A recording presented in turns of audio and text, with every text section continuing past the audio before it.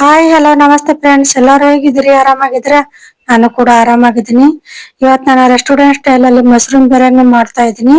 ಇದಕ್ಕೆ ಒಂದೇ ಒಂದು ಇಂಗ್ರೀಡಿಯೆಂಟ್ಸ್ ಇದ್ರ ಸೂಪರ್ ಆಗಿ ಬಿಗ್ನರ್ಸ್ ಕೂಡ ಇದನ್ನ ಬೇಗ ಬೇಗನೆ ಮಾಡ್ಬಿಡುವುದು. ಅಷ್ಟು ಸುಲಭವಾಗಿ ಸೂಪರ್ ಆಗಿರುತ್ತೆ. ಅದು ಹೇಗ್ ಮಾಡೋದು ಅಂತ ನೋಡ್ಕೊಂಡ್ ಬರೋಣ ಬನ್ನಿ. ನೋಡಿ, ಮೊದಲೇ ನಾ ಮಶ್ರೂಮ್ ತಗೊಂಡಿದ್ದೀನಿ. ಮಶ್ರೂಮ್ ನ ಆದಷ್ಟು ನೀವು 2-3 ಸಾರಿ ಕ್ಲೀನ್ ಆಗಿ ಉಪ್ಪು ನೀರಲ್ಲಿ ತೊಳ್ಕೊಳ್ಳಿ. ಅದರಲ್ಲಿ ಮಣ್ಣು ಅದು ಇರುತ್ತೆ, ಅದಕ್ಕೆ ಇದನ್ನ ಕ್ಲೀನ್ ಆಗಿ ತೊಳ್ಕೊಳ್ಳಿ. ಅದಾದ್ ನೋಡಿ, ಇವಾಗ ಇದನ್ನ ಈ ಸೈಜ್ಗೆ ನಾನು ಕಟ್ ಮಾಡಿ ಇಟ್ಕೊಳ್ತೀನಿ. ಚಿಕ್ಕವಿದ್ರೆ 2 ಭಾಗ ಮಾಡ್ಕೊಳ್ಳಿ, ದೊಡ್ಡದಾಗಿದ್ರೆ ಅದರಲ್ಲಿ 3 ಭಾಗ ಮಾಡಿ ಕಟ್ ಮಾಡ್ಕೊಳ್ಳಿ. ಅಗದಿ ತೀರಾ ಚಿಕ್ಕ ಆದ್ರೆ ಅಷ್ಟೊಂದು ಚೆನ್ನಾಗಿರೋದಿಲ್ಲ. ಸ್ವಲ್ಪ ಮೇಲ್ಗಡೆ ಕಾಣೋ ಹಾಗಿದ್ರೆ ಚೆನ್ನಾಗಿರುತ್ತೆ. ಅದೇ ಇವಾಗ ಇದಕ್ಕೆ ಸ್ವಲ್ಪ ಅರಿಶಿನ ಪೌಡರ್ ಹಾಕೊಂಡಿದೀನಿ. ಅದಾದ ನಂತರ ಅರ್ಧ ಸ್ಪೂನ್ ಅಷ್ಟು ಅಚ್ಚ ಖಾರದ ಪೌಡರ್ ಹಾಕೊಂಡಿದೀನಿ. ನೋಡಿ, 1 ಸ್ಪೂನ್ ಅಲ್ಲಿ ಇನ್ನಷ್ಟು ಅಚ್ಚ ಖಾರದ ಪೌಡರ್ ಉಳಿಸ್ಕೊಂಡಿದ್ದೀನಿ. ಅದಾದ ನಂತರ ಇದಕ್ಕೆ ಅರ್ಧ ಸ್ಪೂನ್ ಕಿಂತ ಕಡಿಮೆ ಆಗಷ್ಟು ಉಪ್ಪನ್ನ ಹಾಕೊಂತ ಇದೀನಿ. ಸಾಲ್ಟ್ನ ಸ್ವಲ್ಪ ಉಪ್ಪು ಹಾಕೊಂಡ್ರೆ ಸಾಕು. ಇವಾಗ ಇದನ್ನ 1 ಸ್ಪೂನ್ ಅಲ್ಲಿ ಇದ್ರೆ ನೀವು ಮಿಕ್ಸ್ ಮಾಡ್ಕೋಬಹುದು. ನೋಡಿ, ಈ ತರ ನಿಮ್ಗೆ ಸ್ಪೂನ್ ಇಲ್ಲೇ ಗಾವ್ ಆದ್ರೆ ಸ್ಪೂನ್ ಇಲ್ಲೇ ಮಾಡ್ಕೊಳ್ಳಿ. ಸ್ಪೂನ್ ಇಲ್ಲೇ ಗಾವ್ ಆಗ್ಲಿಕ್ಕಂದ್ರೆ ಅನುಕೂಲ ಆಗ್ಲಿಕ್ಕಂದ್ರೆ ನೀವು ಕೈಲೇನೆ ಮಾಡ್ಕೊಂಡ್ರೆ ಇದಕ್ಕೆ ಉಪ್ಪು ಖಾರ ಎಲ್ಲ ನೀಟಾಗಿ ಅಂಟ್ಕೊಳುತ್ತೆ.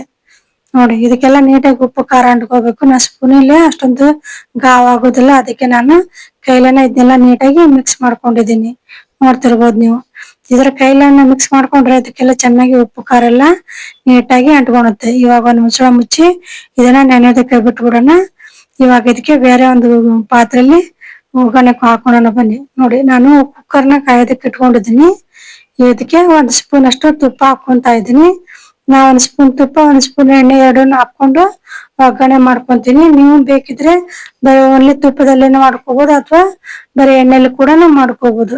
ಎರಡನ್ನು 1 ಸ್ಪೂನ್ ಅಷ್ಟು ಹಾಕೊಂಡಿದೀನಿ. ನೋಡಿ, ಇದು ತುಪ್ಪ ಎಣ್ಣೆ ಕಾದ ನಂತರ ಇದಕ್ಕೆ 1 ಪಲಾವ್ ಎಲೆ ತಗೊಂಡಿದೀನಿ. ಮತ್ತೆ ಸ್ವಲ್ಪ ಚಕ್ರ ಮೊಗ್ಗು ಹಾಕೊಂಡಿದೀನಿ. ಒಂದ್ ಸ್ವಲ್ಪ ಚಕ್ಕೆ ತಗೊಂಡಿದೀನಿ. ಮತ್ತೆ 4-5 ಲವಂಗ ತಗೊಂಡಿದೀನಿ. ಅದಾದ ನಂತರ ಇದಕ್ಕೆ 2 ಏಲಕ್ಕಿ ತಗೊಂಡಿದೀನಿ.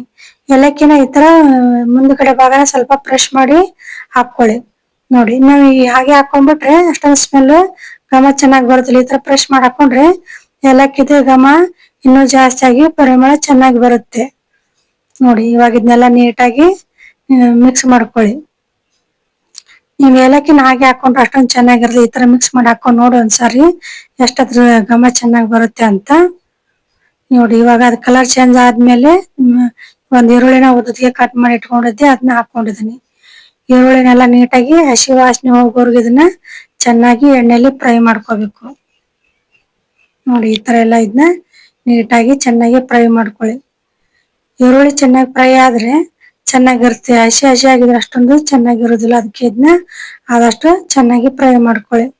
ಅದಾದ ನಂತರ ಇದಕ್ಕೆ 1 ಅರ್ಧ ಕ್ಯಾರೆಟ್ ತಗೊಂಡಿದೀನಿ. ಇದು ಆಪ್ಷನಲ್, ನಿಮ್ಗೆ ಇಷ್ಟ ಇದ್ರೆ ತಗೋಬಹುದು, ಬೇಡ ಅಂದ್ರೆ ಸ್ಕಿಪ್ ಮಾಡ್ಕೋಬಹುದು. ಹಾಗೆ ಚೆನ್ನಾಗಿರುತ್ತೆ ಅಂತ 1 ಅರ್ಧ ಹಾಕೊಂಡಿದೀನಿ. ನೋಡಿ, ಅದನ್ನ ಎಣ್ಣೆಲಿ ಬಾಡಿಸ್ಕೊಂಡಿದೀನಿ. ಅದಾದ ನಂತರ ಇದಕ್ಕೆ 1 ಟೊಮೊಟೊನ ಸಣ್ಣ ಟೊಮೊಟೊನ ಇದಕ್ಕೆ ಹಾಕೊಂಡಿದೀನಿ. ಮತ್ತೆ ಇನ್ನೂ 1 ಟೊಮೊಟೊನ ಹಾಗೆ ಇಟ್ಕೊಂಡಿದೀನಿ. ನೋಡಿ, ಸ್ಕಿಪ್ ಮಾಡಿದೆ ನೋಡಿ, ಆಮೇಲೆ ಗೊತ್ತಾಗುತ್ತೆ. ಇವಾಗ ಇದನ್ನು ಕೂಡ ಚೆನ್ನಾಗಿ ಮಿಕ್ಸ್ ಮಾಡ್ಕೋಬೇಕು. ಟೊಮೊಟೊ ಸ್ವಲ್ಪ ಮೆತ್ತಗಾಗೋ ಹಾಗೆ ಎಣ್ಣೆಯಲ್ಲಿ ಮಿಕ್ಸ್ ಮಾಡ್ಕೋಬೇಕು. ಫ್ರೈ ಮಾಡ್ಕೊಂಡ್ರೆ ಅಂದ್ರೆ ಚೆನ್ನಾಗಿರುತ್ತೆ. ಅದಾದ ನಂತರ ಇವಾಗ ಇದಕ್ಕೆ ಮೆಂತ್ಯ ಸೊಪ್ಪು ಹಾಕೊಂತಿದೀನಿ. ನೋಡಿ, ಮೆಂತ್ಯ ಸೊಪ್ಪನ್ನೆಲ್ಲ ನೀಟಾಗಿ ಬಿಡಿಸಿ ತೊಳೆದು ಇಟ್ಕೊಂಡಿದೀನಿ. ಅದನ್ನ ಇದಕ್ಕೆ ಹಾಕೊಂಡಿದೀನಿ. ಮೆಂತ್ಯ ಸೊಪ್ಪನ್ನು ಕೂಡ ಎಣ್ಣೆಯಲ್ಲಿ ಚೆನ್ನಾಗಿ ಬಾಡಿಸ್ಕೊಳ್ಳಿ.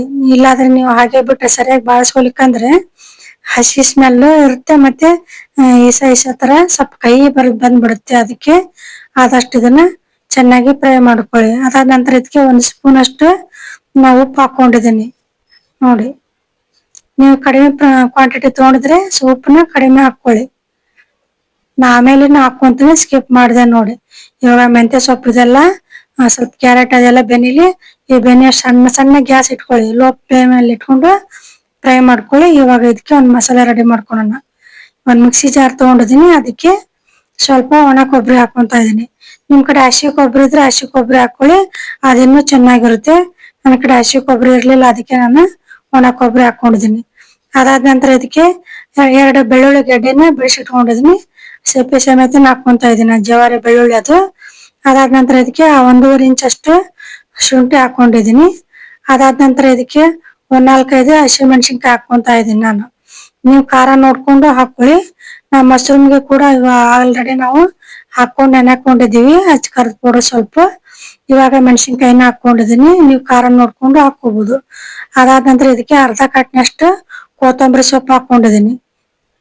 ಅದಾದ ನಂತರ ಆವಾಗ್ಲೇ ಸ್ವಲ್ಪ ಟೊಮೊಟೊ ಮಿಕ್ಸಿ ತೆಗೆದಿಟ್ಕೊಂಡಿದ್ವಲ್ವಾ, ಅದನ್ನ ಇದಕ್ಕೆ ಹಾಕೊಂಡಿದೀನಿ. ನೋಡಿ, 1 ಟೊಮೊಟೊನ ಹಾಕೊಳ್ಳಿ. ಅದಾದ ನಂತರ ಇದಕ್ಕೆ ಒಂದ್ 5ರಿಂದ 6 ಅಥವಾ 7 ಗೋಡಂಬಿನ ನೀರಲ್ಲಿ ನೆನೆಕ್ ಇಟ್ಕೊಂಡಿದ್ದೆ 1 ಅವರ್ ಮುಂಚೆನೆ. ಅದನ್ನ ಇದಕ್ಕೆ ನೀರ್ ಸಮೇತನ ಇದಕ್ಕೆ ಹಾಕೊಂಡು ರುಬ್ಕೊಳ್ಳಿ. ಇವಾಗ ಇದನ್ನೆಲ್ಲ ಸಣ್ಣಗೆ ರುಬ್ಕೊಂಡ್ ಬರ್ತೀನಿ. ನೋಡಿ, ಇದನ್ನ ಸಣ್ಣಗೆ ಪೇಸ್ಟ್ ಮಾಡ್ಕೊಂಡು ಈ ತರ ರುಬ್ಕೊಂಡ್ ಬಂದಿದ್ದೀನಿ. ನೋಡಿ, ಇಷ್ಟು ರುಬ್ಕೊಂಡ್ರೆ ಸಾಕು. ಆದಷ್ಟು ನೀವು ಸಣ್ಣಗೆ ರುಬ್ಕೊಳ್ಳಿ. ಆವಾಗ್ಲೇ ಈಗ ಕುಕ್ಕರ್ ಅಲ್ಲಿ ಮೆಂತೆ ಮತ್ತೆ ತರಕಾರಿ ಬೇಯಿಸ್ಕೊಳಕ್ ಇಟ್ಕೊಂಡಿದ್ದಲ್ವಾ, ಅದು ಏನಾಗಿದೆ ಅಂತ ನೋಡ್ಕೊಂಡ್ ಬರೋಣ ಬನ್ನಿ. ನೋಡಿ, ಇವಾಗ ಇದಕ್ಕೆ ಆವಾಗ್ಲೇ ರುಬ್ಬಿಟ್ಕೊಂಡಿಲ್ವಾ ಮಸಾಲಾನ, ಇದಕ್ಕೆ ಎಲ್ಲ ಮಸಾಲಾನು ಇದಕ್ಕೆ ಹಾಕೋಣ.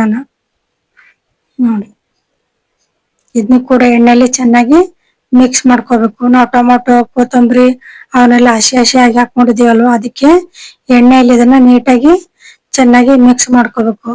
ನಿಮ್ಗೆ ಎಣ್ಣೆ ಏನಾದ್ರೂ ಕಡಿಮೆ ಅನ್ಸಿದ್ರೆ ಇನ್ನ ಸ್ವಲ್ಪ ಎಣ್ಣೆನ ಅಥವಾ ತುಪ್ಪನ ಹಾಕೋಬಹುದು. ನೋಡಿ, ಇದನ್ನೆಲ್ಲಾನು ಚೆನ್ನಾಗಿ ಫ್ರೈ ಮಾಡ್ಕೋಬೇಕು. ಇದ್ರ ಹಸಿ ಸ್ಮೆಲ್ ಅದೆಲ್ಲ ಇರುತ್ತಲ್ವ, ಅದಕ್ಕೆ ಇದರಲ್ಲಿ ಎಣ್ಣೆಯಲ್ಲಿ ಚೆನ್ನಾಗಿ ಫ್ರೈ ಮಾಡ್ಕೊಂಡ್ರೆ ನೀಟಾಗಿ ಚೆನ್ನಾಗಿರುತ್ತೆ. ಇದೆಲ್ಲ ಫ್ರೈ ಆಗಿಂದಾಗ ಇವಾಗ ಆವಾಗ್ಲೇ ನೆನೆಕ್ ಇಟ್ಕೊಂಡಿದ್ವಲ್ಲ ಮಶ್ರೂಮ್ನ, ಇವಾಗ ಇದಕ್ಕೆ ಹಾಕೋಣ. ನೋಡಿ, ಈ ತರ ನೆನೆಕ್ ಇಟ್ಕೊಂಡು ಮಾಡ್ಕೊಂಡ್ರೆ ಅದಕ್ಕೆಲ್ಲ ಮಶ್ರೂಮ್ಗೆ ಉಪ್ಪು ಖಾರ ಎಲ್ಲ ಹೀರ್ಕೊಂಡು ಟೇಸ್ಟ್ ಸೂಪರ್ ಆಗಿರುತ್ತೆ. ನೀವು ಕೂಡ ಖಂಡಿತ ಇದನ್ನ ಟ್ರೈ ಮಾಡಿ ನೋಡಿ. ಹೇಗಿತ್ತು ಅಂತ ಕಮೆಂಟ್ ಮಾಡಿ ತಿಳಿಸಿ. ಯಾರೆಲ್ಲ ಸಬ್ಸ್ಕ್ರೈಬ್ ಮಾಡದೆ ನೋಡ್ತಿದ್ರು ದಯವಿಟ್ಟು ಸಬ್ಸ್ಕ್ರೈಬ್ ಮಾಡ್ಕೊಳ್ಳಿ, ಸಪೋರ್ಟ್ ಮಾಡಿ. ನೋಡಿ, ಇದನ್ನೆಲ್ಲ ನೀಟಾಗಿ ಈ ತರ ಮಶ್ರೂಮ್ನ ಇದ್ರ ಜೊತೆ ಮಸಾಲಾ ಜೊತೆ ಮಿಕ್ಸ್ ಮಾಡ್ಕೊಂಡಿದ್ದೀನಿ. ಇವಾಗ ಇದಕ್ಕೆ ಅಕ್ಕಿ ಹಾಕೊಂತೀನಿ. ನೋಡಿ, ಅಕ್ಕಿನ ನಾನು 1 ಅವರ್ ಅಥವಾ 2 ಅವರ್ ಈ ತರ ಏನು ನೆನೆಕ್ ಇಟ್ಕೊಂಡಿದ್ಲ. ಇದನ್ನ ಮಾಡೋ ಹೊತ್ನಾಗ ಅಕ್ಕಿನ ತೊಳೆದು ಇಟ್ಕೊಂಡ್ಬಿಟ್ಟಿದ್ದೆ, ಅಷ್ಟೇ ನೆಂದಿದ್ದು. ಇದನ್ನ ಜಾಸ್ತಿ ಹೊತ್ತೇನು ನೆನಕೊಳ್ಳೋದೇನು ಬೇಕಾಗಿಲ್ಲ, ಅವಶ್ಯಕತೆ ಇರೋದಿಲ್ಲ. ಹಾಗೆ ನೀವು ಆಗಿಂದಾಗೇನೆ ಮಾಡ್ಕೊಂಡ್ಬಿಡ್ಬೋದು. ನೋಡಿ, ಎಲ್ಲ ಅಕ್ಕಿನ ಇದಕ್ಕೆ ಹಾಕೊಂಡಿದೀನಿ. ಇದನ್ನೆಲ್ಲ ನೀಟಾಗಿ ಇದ್ರ ಮಸಾಲಾ ಜೊತೆ ಮಿಕ್ಸ್ ಆಗುವಾಗ ಈ ತರ ಮಿಕ್ಸ್ ಮಾಡ್ಕೊಂಡ್ರೆ ರೈಸ್ ಬಿಡಿ ಬಿಡಿಯಾಗಿ ಉದುರಾಗಿ ನೀಟಾಗಿ ಸೂಪರ್ ಆಗಿ ಬರುತ್ತೆ. ನೋಡಿ, ಈ ತರ ನೀವು ಕೂಡ ಟ್ರೈ ಮಾಡಿ ನೋಡಿ. ಅಂದ್ರೆ ರೈಸ್ ಉದುರಾಗಿ ಇರುತ್ತೆ. ನೋಡಿ, ಎಣ್ಣೆಯಲ್ಲಿ ಸ್ವಲ್ಪ ಈ ತರ ಮಿಕ್ಸ್ ಮಾಡಿ ಫ್ರೈ ಮಾಡ್ಕೋಬೇಕು. ನೋಡಿ, ನಾನು ಹಿಂದಿನ ವಿಡಿಯೋದಲ್ಲಿ ಬೇರೆ ಬೇರೆ ರೀತಿನೂ ಮಾಡಿ ತೋರಿಸಿದ್ದೀನಿ. ನಿಮ್ಗೆ ಯಾವ್ದು ಇಷ್ಟ ಆಗುತ್ತೋ ಅದನ್ನ ನೀವು ನೋಡ್ಕೊಂಡ್ ಮಾಡ್ಬೋದು. ನೋಡಿ, ಇವಾಗ ಇದಕ್ಕೆ ನೀರ್ ಹಾಕೋಣ. ನೀವೆಷ್ಟು 2 ಗ್ಲಾಸ್ ಅಕ್ಕಿ ತಗೊಂಡಿದ್ರೆ 4 ಗ್ಲಾಸ್ ನೀರ್ ಹಾಕೋಬೇಕು. ಅದ್ರ ಡಬಲ್ ನೀರ್ ಹಾಕೋಬೇಕು ಅಂತ ಆಲ್ಮೋಸ್ಟ್ ಎಲ್ಲಾರು ಹೇಳ್ತಾರೆ. ನಾನು 1 ಗ್ಲಾಸ್ ಕಡಿಮೆ ಹಾಕೊಳ್ಳಿ, ಅಂದ್ರೆ ರೈಸ್ ಉದುರಾಗಿ ನೀಟಾಗಿರುತ್ತೆ. ಕುಕ್ಕರ್ ಅಲ್ಲಿ ಮಾಡೋದಾದ್ರೆ ಈ ತರ ಮಾಡಿ ಸೂಪರ್ ಆಗಿರುತ್ತೆ. ನೋಡಿ, ನೀವು 4 ಗ್ಲಾಸ್ ಅಕ್ಕಿ ಹಾಕೊಂಡಿದ್ರೆ 8 ಗ್ಲಾಸ್ ನೀರ್ ಹಾಕೊಂತೀರಲ್ವಾ, ಅದರ ಬದಲು 7 ಗ್ಲಾಸ್ ನೀರ್ ಹಾಕೊಳ್ಳಿ ಕುಕ್ಕರ್ ಎಲ್ಲ ಮಾಡ್ಕೊಳೋದಾದ್ರೆ. ಅಂದ್ರೆ ಚೆನ್ನಾಗಿರುತ್ತೆ, ಉದುರಾಗಿರುತ್ತೆ.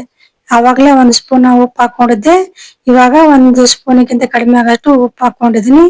ನೀವು ರುಚಿಗೆ ನೋಡ್ಕೊಂಡು ಉಪ್ಪು ಹಾಕೊಳ್ಳಿ. ನೀವು ಅಕ್ಕಿ ಕ್ವಾಂಟಿಟಿ ಎಷ್ಟು ತಗೊಂಡಿದ್ರು ಅದನ್ನ ನೋಡ್ಕೊಂಡು ಉಪ್ಪು ಹಾಕೊಳ್ಳಿ.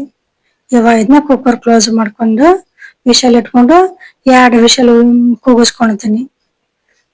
ನೋಡಿ, ಈಗ 2 ವಿಷಲ್ ಆಗಿದೆ. 2 ವಿಷಲ್ ಆಗಿದ್ದಾಗ ಒಂದ್ 5-10 ನಿಮಿಷ ಬಿಟ್ಟು ಕುಕ್ಕರ್ನ ಓಪನ್ ಮಾಡ್ಕೊಳ್ಳಿ. ನೋಡಿ, ಇದನ್ನೆಲ್ಲ ನೋಡಿ ಮಸಾಲ ಎಲ್ಲ ಮಶ್ರೂಮ್ ಎಲ್ಲ ಮೇಲ್ಗಡೆ ಬಂದಿದೆ. ಇದನ್ನ ನೀವು ನೋಡ್ತಿರ್ಬೋದು, ಕೊನೆಯಿಂದ ಎರ್ಜ್ ಇರ್ತಲ್ಲ ಅಲ್ಲೇ ಬಿಡಿಸ್ಕೊಳ್ಳಿ. ನೀವು ಈ ತರ ನಿಮ್ ಮಧ್ಯಭಾಗನೇ ಸ್ಪೂನ್ ಇಟ್ಟು ಜೋರಾಗಿ ತಿರುಗಿದ್ರೆ ರೈಸ್ ಎಲ್ಲ ಕಟ್ ಆಗ್ಬಿಡುತ್ತೆ. ಅದಕ್ಕೆ ನೀವು ಕೊನೆ ಇರ್ತಲ್ವಾ ಅದ್ರಲ್ಲಿದ್ರೆ ಬಿಡಿಸ್ಕೊಂತ ಬನ್ನಿ. ನೋಡಿ, ಇದನ್ನ ನಿಧಾನಕ್ಕೆ ಎಲ್ಲಾನು ಮಸಾಲಾ ಎಲ್ಲ ಮಿಕ್ಸ್ ಆಗೋ ಹಾಗೆ ನೀಟಾಗಿ ಮಿಕ್ಸ್ ಮಾಡ್ಕೊಳ್ಳಿ ಈ ತರ. ನೋಡಿ, ಜೋರ ಪ್ರೆಸ್ ಮಾಡಿ ಬಿಡಿಸ್ಕೋಬೇಡಿ. ಇವಾಗ ಇದನ್ನ ಒಂದು ಪ್ಲೇಟ್ಗೆ ಹಾಕೊಂತೀನಿ ಬನ್ನಿ. ನೋಡಿ, 1 ಪ್ಲೇಟ್ಗೆ ಹಾಕೊಂತ ಇದೀನಿ. ಸೂಪರ್ ಆಗಿರುತ್ತೆ. ನೀವು ಕೂಡ ಖಂಡಿತ ಟ್ರೈ ಮಾಡಿ. ಯಾವ್ದ್ ಮನೇಲಿ ಏನೋ ಸಣ್ಣ ಪುಟ್ಟ ಫಂಕ್ಷನ್ ಇದ್ರೆ ನಾವೇ ಮನೇಲೆ ಮಾಡ್ಕೊಂಡ್ ಬಿಡ್ಬೋದು, ಬೇಗನ ಆಗುತ್ತೆ, ಚೆನ್ನಾಗಿರುತ್ತೆ. ನೋಡಿ, ಬಿಗ್ನರ್ಸ್ ಆದ್ರೆ ಅವ್ರು ಕೂಡ ಬೇಗನೆ ಕಲ್ತ್ಕೊಂಡ್ ಬಿಡ್ತಾರೆ, ಚೆನ್ನಾಗಿರುತ್ತೆ. ನೀವು ಕೂಡ ಖಂಡಿತ ಟ್ರೈ ಮಾಡಿ. ಹೇಗಿತ್ತು ಅಂತ ಕಮೆಂಟ್ ಮಾಡಿ ತಿಳಿಸಿ.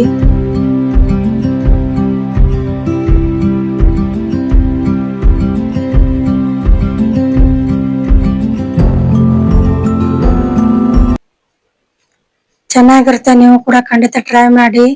ದೇವ್ರ ಎಲ್ಲರಿಗೂ ಒಳ್ಳೇದ್ ಮಾಡಿ. ನಮಸ್ಕಾರ.